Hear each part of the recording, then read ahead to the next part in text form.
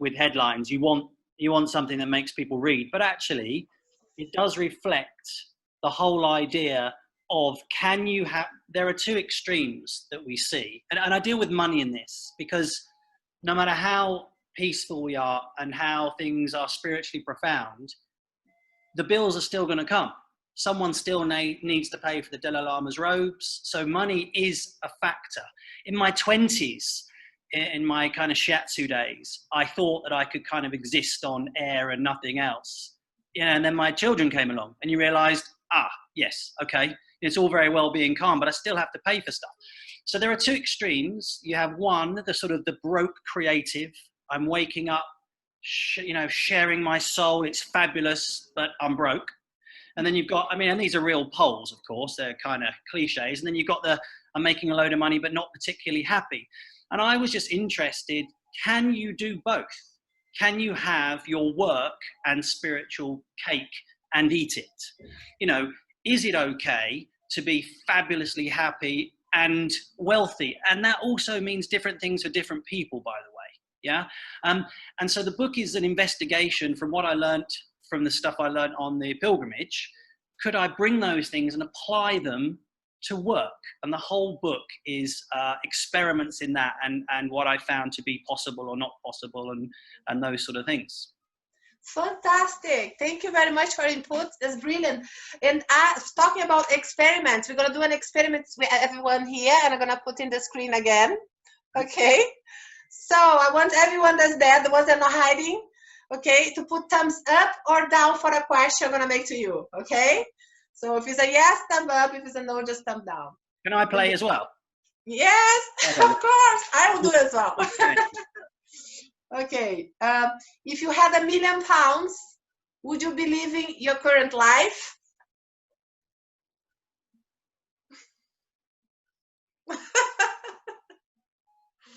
Right. Okay. Would you be doing your current work? Good. Okay. So now we have the researcher there, the one that can talk about this. Please take the lead, Matt. Talk a little bit about what you think about that. This is where it came from. I just from my own life, and I did this unofficial straw poll. It turned out 7 out of 10 people, if you asked them that question, if you had all the money in the world, or £1 million, whatever is a lot of money. For some people, that's not a lot of money. For some, it is. But money that you can do silly things with, right? All the money in the world, would you be living the life you lead from a work point of view? And almost 7 out of 10 people I spoke to would like, no way, I'd be doing it. And they'd give me a list of what they would be doing. Mm. And I always, we spend so much time at work. And by the way, if you're a full-time mother, that is completely counts. Yeah, whether or not you're getting money. So we spend so much time at work that not to be waking up absolutely loving it. And I mean going, I can't wait to go in, seems like for me an awful waste. It's and I've always done that. Since I left school, I wanted to play professional tennis. So I was a tennis player. I wasn't very good, which is why you have never heard of me as a tennis player. But then I've just constantly gone to things driven by, okay, what would I love to do? And then throw myself at it and see if it pays. And the weird thing is, it seems to have done. Now, bearing in mind that I lack any natural ability whatsoever, you could ask my parents and indeed my wife, and they will completely corroborate that. So there must be something else at play. And my feeling is, and that's what we investigate in the book, that actually, once you there is a magic to throwing yourself into things that you love. And in that decision, weirdly, is the creation of its success. Now, that, of course, can seem very hippie and weird. And I have that potential, by the way. Me too. Which is why that's good, right? But which is why I wanted to investigate a little bit more in the book of how that actually comes to be. And that's why we look a little bit in science, a little bit of religion, obviously a lot of Buddhism, and how that process works. It's not enough, I think. It wasn't enough for me to say, focus on your dreams. It's okay. Great, I can see that in any Facebook meme, right? But what does that mean and why does it work? And that's pretty much what the book is about. And as you see in there, I speak to 11 Buddhist millionaires, what I refer to as Buddhist millionaires. And you qualify as a Buddhist millionaire, by the way, by doing what you love and making money doing it. You'll realize you neither have to be a Buddhist or a millionaire. One is just happy, the other one, right? And I just found loads of people who were doing this, which I call the 30%ers. Those, 3 out of the 10 people who go, actually, do you know what, Matt? I would be doing this. Cool. Let me interview you. Let me share that story with other people so that they can kind of pick your wisdom. And there's some common traits with these people, common traits. And when you look at it, there is no magic to them, which is the magic. There's just this ongoing kind of, not even a belief, just I'm just going to go after this. Because why? Because I want to wake up in the morning loving what I do. And that, that's the key requirement. And just watching you all there meditate, in the book, one of the most important things in the hardest path in the Buddhist Millionaire is the art, and it is an art, of meditation.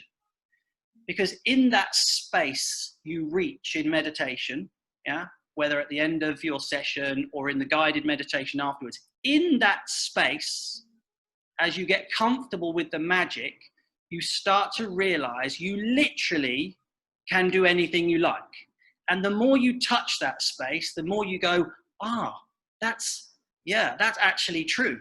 And then as you play with that and you try it and you experiment with it, which is what I did on the pilgrimage, you start to see, wow, we literally are creating what we think about. So the skill has to be identifying what we're actually thinking about, right? Often we're not sure what we're putting out there. And we investigate, of course, that in the book as well.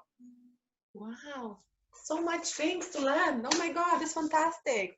And learning from experience, which is the best, isn't it? I think it's the only way. I say this, and my agent and my editor and the publisher, they get really annoyed with me because I actually tell them, listen, you really don't need my book, right? And at this point, they're all kicking me under the table going, Matt, you really can't be saying that public. I'm like, seriously, you just don't need to read another book. What you do need to do is dig into that space in meditation, right? Feel that zone where you go, that's where I am, or whatever you describe that as. That's up to you, right? People call it different things, that kind of power bit. You know what I mean, right? And then in that space, decide what you want. Boom, job done. And then you sit in there, keep coming back to that, and it'll come. I say, you don't need a guide, you don't need 9 steps, you don't need my book. Find that space, pick what you want, boom, it's done. In the decision, it's done. The only thing I haven't worked out yet, which is weird, is the time factor. And I was speaking to my wife about this. We always chat about this. Why you can't determine when the thing that you've chosen, when it will come, right? And I've realized this. I think it's if, for example, you could immediately choose what you wanted and it came immediately, like tomorrow morning, that would be amusing for about a week. And then you'd be like, oh, you're kidding me, really? Not another house and a bed, or whatever. It would just be dull. So I think actually the fun is in the twists and the turns and the people you meet on the way, and sometimes it looks like it's not working, then it does. That, I think, then is the message of, just loving the journey. But the good thing is, despite our best efforts to get things wrong, we are designed to succeed. The fact that we're sitting here now is evidence of that. And I kind of like that because it takes talent out of the game, which is great for me because I don't have a whole bunch of it. It's cool. Oh, well. Wow, that's beautiful. I resonate so much with you, but today you are talking. I'm just going to bring the music a bit down. I'm so excited. I would like to talk a lot, but I won't. I'll hold myself. I told the girls not to talk, so I'm going to behave too. Let's go for the second question here. And then I finish, then the girls can talk. So you mentioned in your book, humans have questioned, I think you mentioned a little bit, humans have questioned life's meaning since the dawn of time. Institutions of religions, philosophy, science evolve for better or worse from an attempt to make sense of the world and reveal life's higher purpose. So I don't know if you heard, but we have the VIA questionnaire in positive psychology, which is, I spoke about this in my previous video, but it's about character strengths. So the 24 more appreciated strengths that they research in religion, philosophy, psychology, and they are the most appreciation in the world. That once you find your top 5 ones, it's like you are outstanding that bit. It's like maybe find your purpose when you find the 5 character strengths. So it could be loving, could be humor, could be there's 24 more accepted in all these fields. So it's called Via Questionnaire. I can send it to you if you want. Yeah, yeah. And it's extremely powerful because they did a lot of research on top of that. And people find purpose by just finding out about how is the character strength. So you're talking about this, that people have. And so your recipe is based on Buddhism, right? I mean, you say here, you describe Buddhism just as a background, an old school religion positioned at the crossroads of science, philosophy, and modern spirituality. So that's the concept you put in the book. And then you said, however, this book is not about Buddhism. No. You say, I do not claim to have an academically profound understanding of this ancient system, but I can offer hard-earned lessons and experiences as a lay Buddhist for more than 25 years. So that's brilliant. That's what you say is your experience. Yeah. And interesting because I want to contrast with my professor, which is Tim Lomas. He was a former Buddhist at university, an academic, now he's academic. And he writes about, he's a writer as well, super respected. And he's bringing down the mountain to the academic level of the phase, which is interesting. And then he innovated positive psychology with a concept that's called second wave positive psychology, which is, so mainstream psychology works with just normal people to become better, improve performance. And he created a concept based in the contrast, in the yin and yang. So we could learn with downs of the human side, let's say anxiety, a bit of depression, mild depression. So by experiencing this contrast with these negative emotions, we would grow and we would thrive. We can go and get learned lessons to help you to your improve your performance. So he innovated and said, no, now we can deal with this public. There's the -2 in the scale of happiness. There's a -2, -10, +10. So he embraced the dark side. And he talked this in one of his books. He talked about a lot about the contrast between the opposites, the love and the hate, and all the opposites that comes from the Buddhism, right? So I think you're gonna love to read his book. Yeah. But he's an academic, and your lessons are coming from experience, right? So this is fantastic. Another thing that you said in your book, just as that to relate to positive psychology, you say. A sentence, a question that you make. If you are not living the life of your dreams, then what are you doing? And Christian van Nieuwberg, which is one of the top positive psychologists as well, a teacher about coaching, he say in coaching we should ask, what is it that you are doing in your life that you're not doing what you want to do? So it's exactly, you learn with experience, and he's talking about academic things, right? Yeah. So basically, you're doing positive psychology. You know, I just doubted that. Right. Around, I don't know who comes first, if it's the Buddhism or if it's you, and you know. So. I've always been. My brother is very, very, very academic. He's an absolute genius. But I've always been that child who, when my mum said, "Don't touch that. It's hot, Matt," I would touch it. Not because I'm kind of willful or bloody-minded, but because it's the only way I experience the world. It's the only way I understand the world. When I go, oh yeah, I'm not being awkward like that. It's like in martial arts. I don't see kind of intellectually. I see through feel. I have to be thrown. And then I go, oh yeah, and I know I'll end up at the same conclusion. So I'm not being awkward when I go around the houses to get the experience. It's just I have to feel it in me to then talk about it. Because otherwise it just stays on my head, and I'm not clever enough to do that. Whereas if I feel it in my body, then I can talk about it confidently. Otherwise I feel like a bit of a fraud, just like I'm making it up. But if it's happened to me, then I will share it. If it hasn't happened to me, then I won't say anything because I don't know. I just literally don't know. Well, I guess you're reliable. Okay, my question about this is, can you tell us about your insights doing the book, and how did you make it happen? So when you had the idea of doing the book, and how was systematic, how did you plan to do the book? Okay, so the actual writing of the book. All right, so of course the full idea came at the end of the pilgrimage, where I came back with those insights originally. And then as I came home, when you leave, for any of you who've been on a deeply intense yoga camp or anything like that, you finish and it's amazing. And then when you come back, there's a sort of like, how do you rejig what you just learned with a life that hasn't done that? It's a really odd experience. You come back buzzing and everyone else has still had to change nappies and do whatever else they do and go to work or whatever it may be. So those experiences don't match up. So there's a point where you have to realize what you've learned has to adjust to your real life. Otherwise, it doesn't mean anything. It's quite easy to be peaceful in a cave up a mountain. It doesn't take a ton of skill to do that. But it's when you come back and apply it. So of course, then the idea for Buddhist Millionaire was, well, can I apply these lessons from the hardest path and do it to carve a life that I love?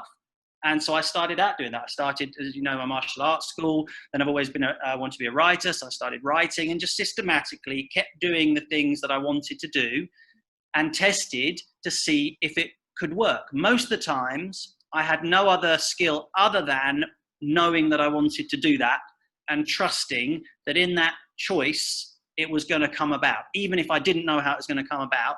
And so far, what are we now? That was 2007. So how many years is that? I don't know, a few years. That's worked so far. And here, and even this now in the Middle East, in Oman, Sherry and I, my wife and I, just said, well, I've got a novel to work on, so we'll leave the school to my guys and we'll just go. Let's go. And we'll just see what happens when we're there. And you know, that's the sort of plan we live by, really. Fantastic. Well, lucky us that we can do from our comfortable zone here in the screen. Learning by experience. Fantastic. My last question, then I'll pass it on to you girls, okay? My last one. Start here, okay. So, you say that to be a Buddhist millionaire, our task is to unite the extremes symbolized by the Chinese symbol yin and yang. And for people that don't know much about yin and yang, more clearly he put in the book like this. Yin is the lighter side, you know the sign, but maybe you don't know the meaning, representing wisdom, imagination, peacefulness, and introversion. The image of the starving artist who is creative, fulfilled, in touch with their life's true meaning, but severely lacking in the material world, where they must flee, I think it's flee, their trade. They may be happy, but they are broke. And yang, the darker side, representing action, ambition, bravery, extroversion, excitement, adventurousness, and bravado. The image of the ruthless banker achieving wealth and financial success, of which the starving artist could only dream. Okay, so that's the idea of the contrast. My question is, how can, and it's from your book, your own question, I steal it. How can we live with our true callings and deepest passions and still be successful in a modern materialistic world? I know your book is about it, but maybe you can give us right. So let's cut away the steps, right? Mm-hmm. Because there are steps in there because your publisher wants you to have steps, because otherwise you're going to have a book of 2 pages. Sure. But I'll tell you how it really is. In my point of view, as I sit here from Oman speaking to you, it's down to how you frame questions. So if the question is, most people don't ask that, can I have my cake and eat it question, right? It's only one-sided. But as soon as you reframe the question to how can I, in that instance, balance in yin and yang, most times we don't feel we're allowed to, right? It's either an education or nothing. As soon as you reframe the question into how can I have it all, right? And most people don't have that question because they're not allowed, we're not taught to allow ourselves to do that. So we never ask that question. So once you ask, how can I have it all? Something that I love to do that makes money, already, let me come away from something a little bit big, chapter writing, right? Sometimes when you're writing a chapter in a novel, you just get stuck. And you can thrash through it.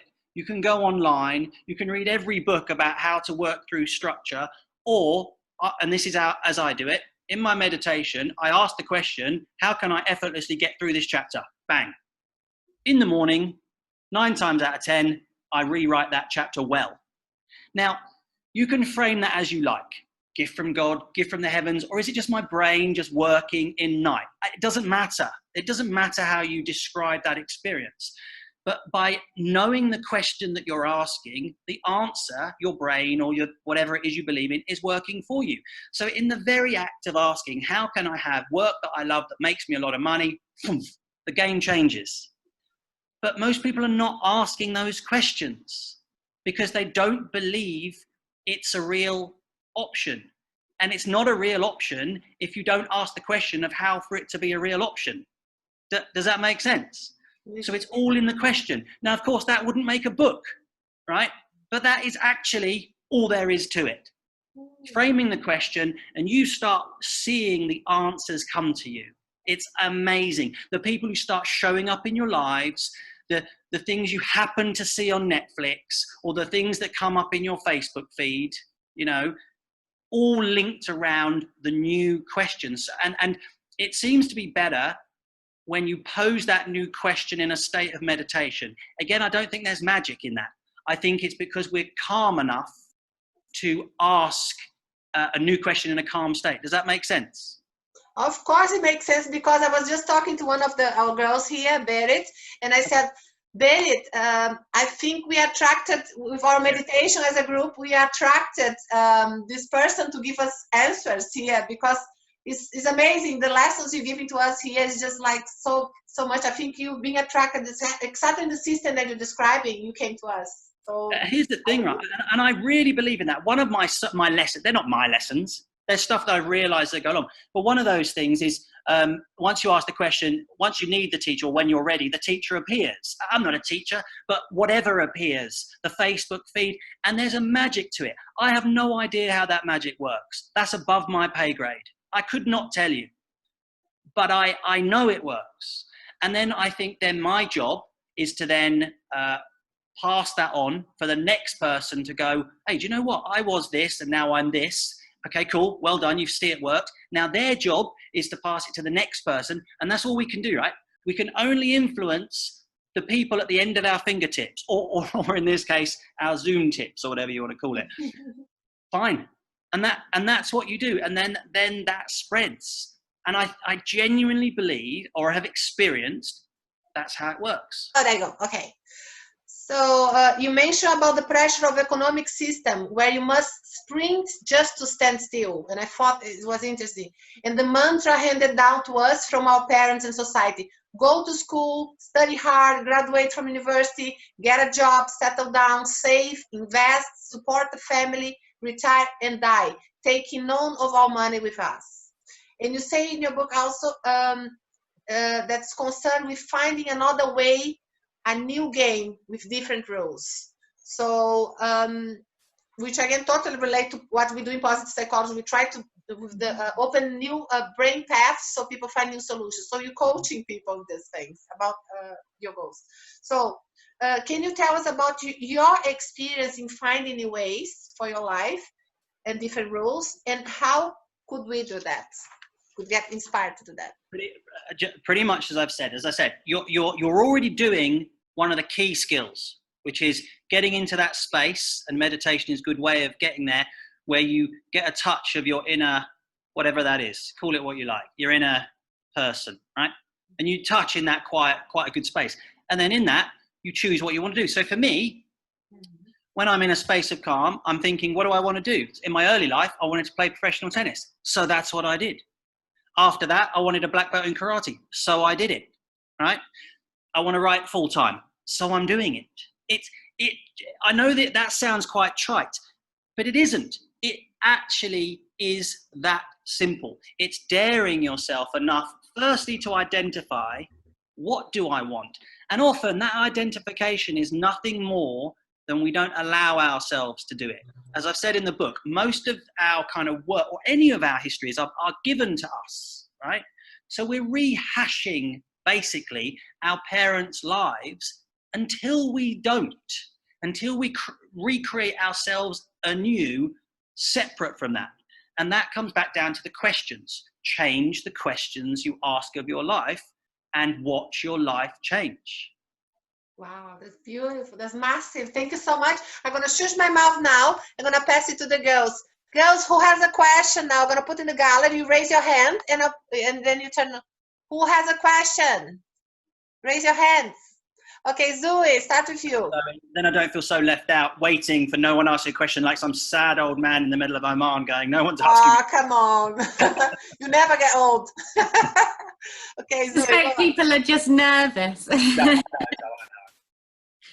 I wanted to ask, thank you for sharing your wisdom with us. I wanted to ask, and I suppose I'm asking this because I'm thinking about everything that's been going on since the George Floyd incident in America, and these kind of conversations about being aware of others, and are we living in a socially conscious way?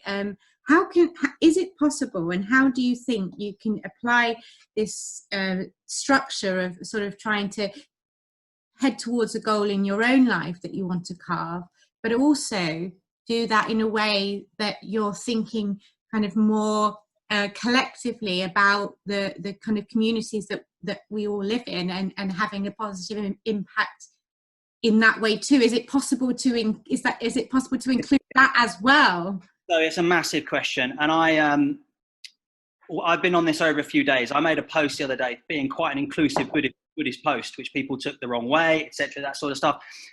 It's really interesting because it's a melting pot, and I've been on this all day, and I've got an interview tomorrow about it for a radio station.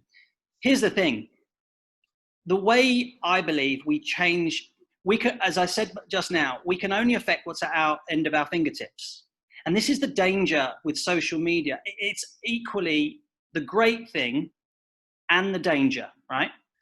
It lures you into a false sense of security that you are making a difference. That's what celebrity does. That's what interviews do. I call it the Princess Diana effect, right? Once you put someone, because I used to teach Diana and the boys tennis, I was their tennis pro. And once you put something in a box, so this is relevant. This is not me just saying, oh, look, this is relevant. There was a famous photo of Diana when she was doing the landmine stuff. Do you remember? And right. So, and there was this great thing where she's holding this baby, and there's a journalist puts a microphone right in this kid's face, right, and she's holding it, and she knocks it away. Cool, right? And it was just this. It was this motherhood coming out, all that sort of stuff. Anyway, I taught Diana the day she flew back. And so we're going upstairs to the tennis courts, and we're just chatting, just like, oh, how was your day? Oh, there was this annoying journalist, right? And that's just a normal story. Two people up close having a discussion about their day, right? It had context. There were stairs. I could smell the cleaning fluid. Courts were coming. You know, there was context. I could touch and feel the day. Right, boom, fine.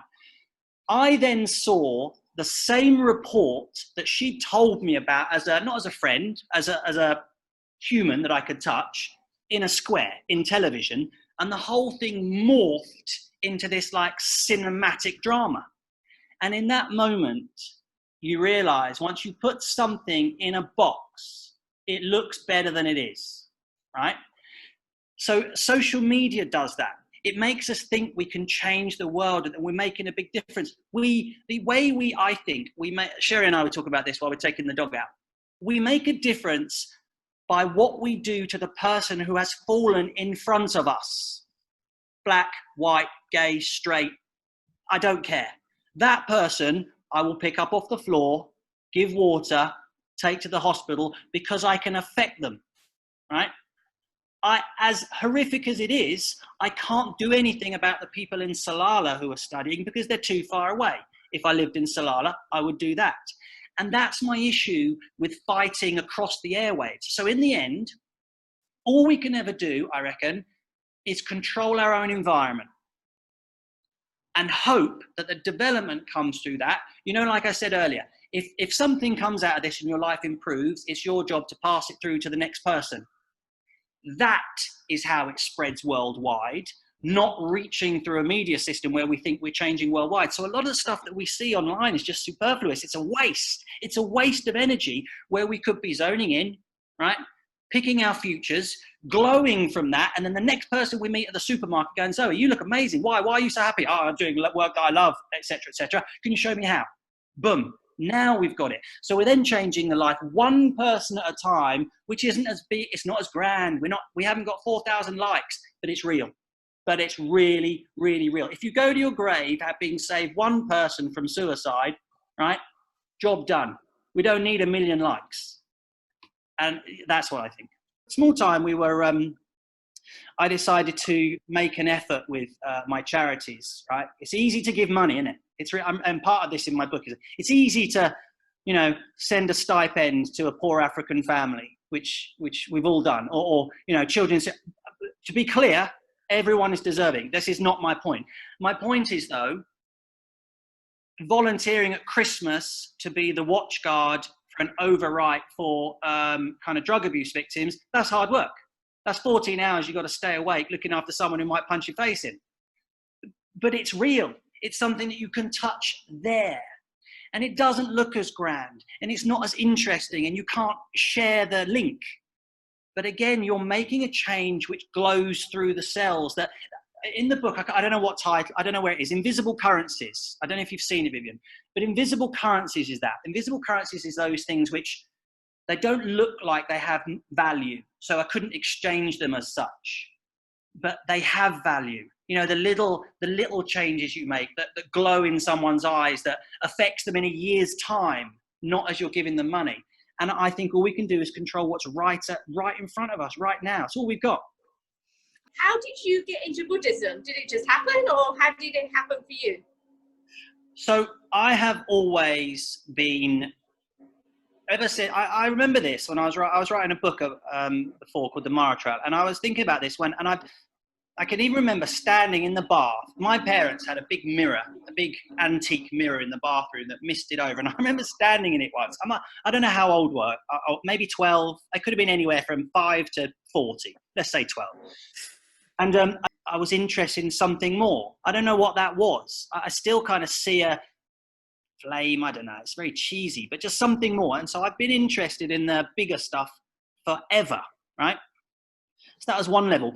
But I've always been a bit of a scrapper. You know what I mean? So it wasn't, I didn't necessarily dive into the self-development thing. I was a bit of a fighter. And at about 15, I think I got attacked getting off a bus, which is why my nose is slightly wonky. And I had 18 stitches and it smashed my nose, etc., etc. And from then on, I struggled quite a lot with fear of death, etc. I was carrying a knife for a little while until my brother just took me to one side and absolutely gave me hell for it, thankfully. And I went to Rigpa in Caledonian Road, Sogyal Rinpoche's place, to learn meditation there. What was I then? 17? I think I was 17. And I've been meditating ever since. I also, in my 20s, I got involved in martial arts. Again, it was a perfect blend for me for that kind of that fighty stuff, but also the spiritual stuff, actually. And from there, I started studying shiatsu. So I've been around that thing for a long time. But I call it urban pilgrimage. I have a bit of an issue when things get too weird, right? And we all have a habit of doing that with foreign cultures. Do you know what I mean? Like the Shaolin master. And what happens is it can rob it of its essence by making it a bit odd. So my shiatsu teacher, Japanese, speaks perfect Japanese, obviously, and perfect English. And when he's in, and because he knows how people like this game, when he's in Japan, he teaches in English. And when he's in England, people play that game a little bit. Now, what happens is when we make things a bit odd, it loses kind of the element. So all the stuff which is why I went through martial arts, really, I wanted to make everything a bit more grounded. Does that make sense? And that isn't because I don't believe in the esoteric stuff. I'm as out there as you get. But I wanted a builder to pick up my work as much as someone who was already into the spiritual values, because I think we can kill those values if we sort of cheesify them. Cheesify isn't a word, but it really should be a word. Does that make sense? Yeah. It's millions of inner box Princess Diana effects all in one go. And I think sometimes, again, the connection is great. The idea behind the connection of social media is amazing. We wouldn't be able to do this without social media. but it's a double-edged sword, and a very, very, very sharp double-edged sword at that. And I think it's important that, again, looking just at your practice, you all there, coming down to that basic skill. And when I say basic, not simple, right? Absolutely fundamental skill of meditation. And that in the end is all we need, right? You get back to yourself, and then you can leave aside all that grandeur, because that in the end is what we're doing on social media, right? Next time you post something, this is to me as well, okay? Next time you post something, just check your ego and check if you're just looking for a like. Of course we're doing it. Who doesn't want to be liked? Who doesn't want to look at that post and go, oh, I got 500 likes. That's fantastic. But that's a dangerous game. And in those instances, back up, sit on the mat for a few minutes, and then just go, okay, do we need to do this? And I think what happened is we cut down that ongoing momentum of people needing to be important. Buddhism just calls this the first rule, which is grasping. As soon as you grasp for anything, you're kind of done and dusted, really. Wow, beautiful. Every question is the book. Yeah, I will be getting your book. I will be getting your book. And is that you? Thank you. That's very kind of you. At least you can tell my publisher, because I told everyone not to bother buying it, just meditate, and I just kicked under the table. I'm like the worst author ever. They're always kicking me. Oh well. And as a writer, everyone understand that game, right? And I think it's Oscar Wilde said that a story is life with the boring bits taken out, okay? And that's fine for entertainment. But if you take the boring bits out, all the bits in between the major, like in the autobiographies with Gandhi and Madiba and all that, if you take away the boring bits, you get this chronological kind of success, yeah? That you and I can't touch, because we're living in all the bits in the middle of that, which is why you never really, I think, come out of an autobiography thinking I could do that, because it removes the bits that make you think you can do that. Going to the loo, getting things wrong, splitting up, getting back together, all those different things. Now that would make a very long book, right? And possibly a bit dull. However, you'd have more people inspired, because at the end of it, you'd go, oh yeah, no, I can do that. That is me, just, you know, an African me, an English me, and whatever it is, that is me. And that is the problem with narrative and communication. We edit it, and in that editing, it puts a barrier between people, that they either filter what they've learned through their own experience. So they're basically what they're reading, they then don't hear or read, or they don't believe they can do it because all the dull bits are taken out, and they're living in a world as dull, and maybe all the successful people don't have dull lives. Yes, they do. They do, because they're not. Yeah. That's a great point. Thank you. Oh, fantastic. You just mentioned something about in meditation, something to do with grasping. It's not something that I'm familiar with, but it sounds like something I would like to know about. Could you expand on that? Thank you. Imagine a jar, and you fill it with water, okay? And then you take it's like a cooking show. I've turned this into a cooking show. Take a jar, fill it with water, and add 1 spoon of mud, right? You with me? Put the lid on, shake it. It's like a snow globe now, but with mud in. Are you with me? Can you see it? Put it on the table, and then you would sit and watch that mud settle. Grasping is, oh no, it's messy. I can't have mud like that. Oh, where does the mud come from? Oh no, I'm going to try and... That's grasping. Settling is where you just let it settle with nothing else going on, right? And what happens with grasping is that the thing is, the very nature that we're alive, a single-celled kind of, so like an amoeba is already grasping. To be alive, you have to grasp. But the more we grasp, the harder it is, okay? So every time we go after something with too much tension, it builds a sort of friction barrier in us. And that's what we feel as stress in our lives. So the way around that is, when we're grasping, in our grasping time, so choosing a goal is grasping, right? I want a job that I love. That's grasping. But stressing and suffering is if we keep grasping, right? I want a great job. I want a great job. I want a great job. Oh, I'm not getting a great. That's grasping. Grasping and leaving is where you go, I want a great job that makes a lot of money, or whatever it is, right? And then just letting that be. That letting be, that watching the mud settle rather than keep worrying about it, is, I think, where the art of manifestation is. Now, spiritual, I'm sorry, Zoe, we'll use that for spiritual peace or enlightenment, okay? I'm not there yet. I still want my stuff. So at each level, you use that tool for different things. Do you know what I mean? Can I just talk about karma for 1 second? Does anyone, this is vital. Karma. I didn't get karma for a long time. I didn't get it because it didn't make sense to me. Karma is a little bit, but I'm not suggesting that yours is incorrect, Anna, but you'll know a lot about this. A lot of people don't understand karma, I think. Karma is not punitive. No. Or destiny. Nothing is set in your karma. You are not given a karma. No. Karma is cause and effect. Yeah. Right? Yeah. If I slap you now and then in a week I come for a job and you happen to be the boss and you don't give it to me, that's karma. It's not a punishment. And what happens is people mistake karma. They think this build up of punishment. It isn't that, right? Mm-hmm. It is cause and effect. And that cause and effect is changed by your choices. Mm. So your choice to have, I mean, we're talking about work that you love or don't love, etc. Your choice to have an underachieving work life, your karma is the result of that. But at any time, you can recreate new karma. You'll still have the effects to outburn from what you did before. If I've slapped someone, I'm still going to have to pay for that somewhere, not as a punishment, just because, unless someone's very forgiving, in which case, I don't know why I slapped them in the first place. I don't even know why I use that example, but you know what I mean. And so you can choose new karma anytime by coming back to what we said at the top of the hour of reframing your question. Choose what your question is. Does that make sense?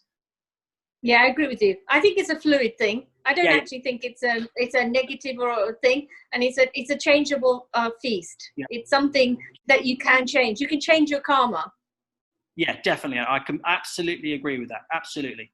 Yeah. You can't move away from the effect. At some point, you know, your actions come back to bite you or reward you, but you are recreating your next karma in every single moment that you choose. Or in fact, we're choosing all the time. It's just, are you choosing consciously or unconsciously? Are you deciding what you want, or are you just kind of defaulting what you want? Don't you think it's always a conscious decision? Because even when you don't make a decision, you're making a decision not to make a decision. Yeah, but but often, and I think that's right. Theoretically, that's right. But you watch most people making decisions and they're not really Again, we end up with the work thing. Most people are just wandering into a life that they lead, not really considering, not choosing that. Active choice is an absolute buzz. When you sit there and go, I am going to recreate this. I am going to move to the Middle East and write a novel. Bang! There's magic in that creation zone. And most people are not doing that. Most people are not taught to do that because most of our parents, it didn't work for them because they weren't taught that. We come from a generation where we're playing with these things. Our parents didn't have, maybe. But we're seeing it work. And most people, I don't think, are consciously choosing no. I have a question. Hopefully, I think it's a little bit stupid, but let's see what you think. It's about we were talking about recovering, losing, and my question is about how you recover yourself after try. Which strategies? That is a great question.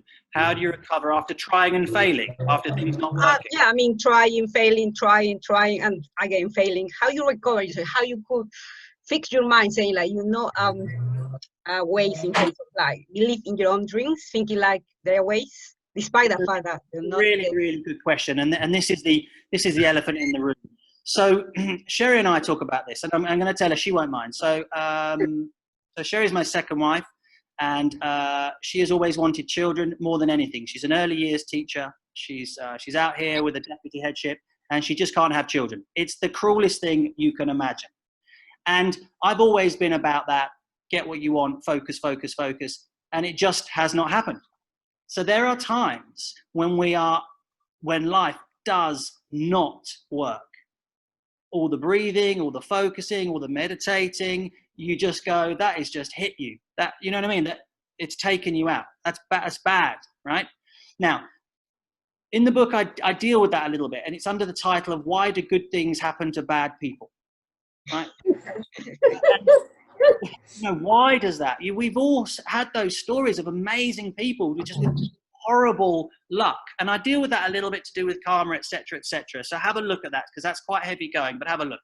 But to answer your question, and again, it's because I'm not a very complicated man, I'm not bright enough. This is how I do it when things are not going wrong.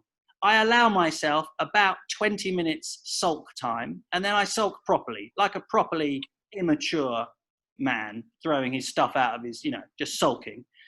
And then I just get back up and carry on trying. Now, that sounds trite and a bit simplistic, but I find that simple is the best way. I literally get up, reestablish, in my next meditation, I reestablish what I'm after, right? And I go again. And I tell you this, it might take 60, 70, 80, 90, 100 times, maybe. I can't say how much, but I tell you, if you keep getting up that one time more, you will end up where you're going to end up. And in that, you just have to trust that I'm right. Sometimes I say that to Sherry, I just say, it's because it is, that I am right. That's all. There's no discussion. I am right there. Going, Karen, every time, dig in. And then when it happens, you email me and you say, you were right. And I'll be like, I did tell you I was right. I will say that for sure. But that's what I think. You just get up and you keep going, honest to God. All right. Thank you. Right. So to end up here, what is your hope of the book? So I write in there, I would love, if it just, I think we mentioned, I think Zoe and I mentioned at some point, if one person was affected in a way where they go, yeah, I've been not inspired. There's no wisdom. This is not my wisdom. It's stuff I've discovered on the way. This is not mine. I would just love if one person's life was changed, and I get an email at one point that says, do you know what? And I often think about this. I would think that, I got an email from someone who said, read your book, decided to go for it. I'm now doing whatever. Fill in the gaps yourself. And then I turn around to my wife and I say, Sheza, look at this email. Yeah, one person, job done. Fantastic, amazing. Well, on my part, I want to say that thanks for sharing all the wisdom and inspiring us to find our hell yeah. Exactly. That's what I mean. You're hell yeah. Exactly. I just said that's what you should say when you ask that question. Are you happy with your work? I'm happy with your life. Hell yeah. Hell yeah. Exactly. Thanks for inspiring us. I love every single minute of this, and it's always amazing that anyone wants to listen to what I have to say, because I spend most of my time, my wife telling me, just please shut up. So it's just amazing that anyone wants to listen. So thank you very much. I do really appreciate your time, and and just stay safe and stay positive in these kind of fairly odd times at the moment. But no, it's really amazing to meet you all. You said that you always be inspired by women. They helped you a lot. So how was this chemistry? Here's the thing, right? We're not really that advanced, guys. To be honest, with all due respect, we're not really the brightest kind of bunch in the pot. And the greatest people in my life, I'm surrounded by it. So my wife, my agent's a woman, my editor's a woman, my mum, obviously, and but I just find they're just a little bit sharper, help keep kind of guys on the feet on the ground. That's why there are two things I don't always understand. I don't know if it's naive or just don't see it. I don't see color and I don't see gender. Do you know what I mean? Do you know what I mean? Though there are tags for people that you would describe short, or his ear sticks out, that guy, his ear sticks out, the bald guy. But I don't see those things. You just see beings who happen to be black, white, gay, straight. It doesn't matter to me. It just happens to be that in my life, the most influential people are women, and not even just right women. Sometimes just manage to tell me when I'm just losing the plot a bit, which is that happens. Even my dog's a woman. Even my dog. Thank you very much. Everyone, I'm I'll gonna see read your book. I'm looking forward. Thank you so much. Thank Oh you. yeah, don't forget, get my book. Otherwise, my Thank you.